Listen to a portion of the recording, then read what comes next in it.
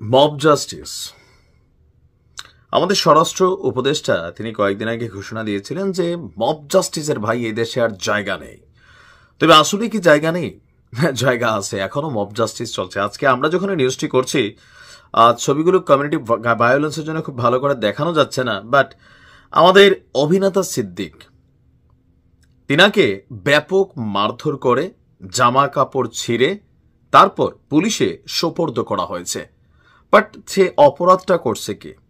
তার অপরাধটা হচ্ছে সে আওয়ামী লীগকে সাপোর্ট করতে এবং আওয়ামী লীগ ক্ষমতা থাকাকালীন সময় তিনি আওয়ামী লীগের পক্ষে নির্বাচন করতে চাইছেন। তো অপরাধটা কি ভাই? ওই মুহূর্তে সে আওয়ামী লীগের রাজনীতি করছে, তো সে কি কোনো সন্ত্রাসী কর্মকাণ্ড করছে? সে কি কোনো অন্যায় করছে, অত্যাচার করছে, কার উপর জুলুম করছে? সে আওয়ামী লীগের পক্ষে সে তার নির্বাচন করতে চাইছে। এই জন্য আপনি আজকের দিনে এসে তারা পিটাবেন, মারবেন। তো কি বার্তা দিচ্ছি আমরা এই সরকারের মাধ্যমে বা এই সরকারের শাসনামলে, যেখানে আমরা দেখছি স্পষ্ট ফুটেজ আছে, তাদের বিরুদ্ধে আসলে কি ব্যবস্থা নেওয়া হবে? দেখেন, সবকিছু গায়ের জোরে করলে তো সরকার দরকার নাই, পাবলিক নিজের মতো চলবে। কোন এক সময় আওয়ামী লীগ ক্ষমতায় আসবে, 20 বছর পর আওয়ামী লীগ আবার রাস্তায় যারে তারে পাবে, তারা ধরে মারবে।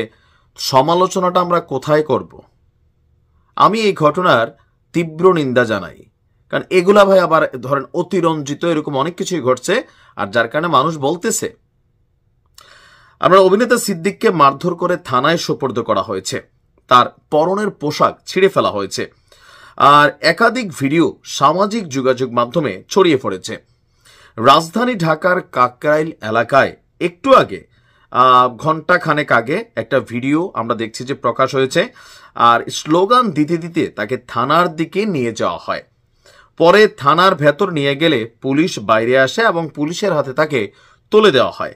এ সময় তারা আওয়ামী লীগের দোসর উল্লেখ করে নানা স্লোগান দিতে থাকেন, আর তারা কোন দলের এ ব্যাপারে আসলে নিশ্চিত হওয়া যায়নি। তবে ভিডিওতে একজন ধারা বিবরণী দিচ্ছিলেন, তিনি বলছিলেন, আমরা সিদ্দিককে আওয়ামী লীগের একজন দালালকে আমরা পুলিশে হস্তান্তর করেছি। তা আপনারা সকলে জানেন যে একাধিকবার গুলশান এবং টাঙ্গাইলের মধুপুর আসন থেকে মনোনয়ন চেয়েছিল অভিনেতা সিদ্দিক। আর আমিও আরেকটা জায়গায় মনে করি, সবসময় বলি, জানেন, খেলোয়াড়, সঙ্গীত শিল্পী, অভিনয় শিল্পী, সিনেমা শিল্পী যারাই আছে, অন্তত এই লাইনগুলোতে কোথাও না কোথাও মানে রাজনীতিতে জড়ানো আসলে আমার কাছে পছন্দ না। কেন বিভক্ত হয়ে যায়?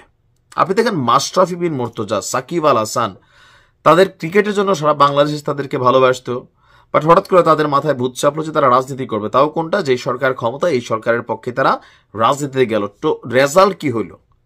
একজন সাকিবকে সারা বাংলাদেশ ভালোবাসতো, অভিনেতা সিদ্দিককে সবাই ভালোবাসতো, তিনি রাজনীতি যাওয়াটা তার আমার কাছে মনে হচ্ছে ভুল সিদ্ধান্ত। কেন? নমিনেশন তো পানি নাই, ফেইলও করলেন, নির্বাচনই করতে পারলেন, এখন এই উল্টা মাইর খাইলেন, তাই না? এটা কেন হলো? সে আওয়ামী লীগের পক্ষে রাজনীতি করতে চাইছিল।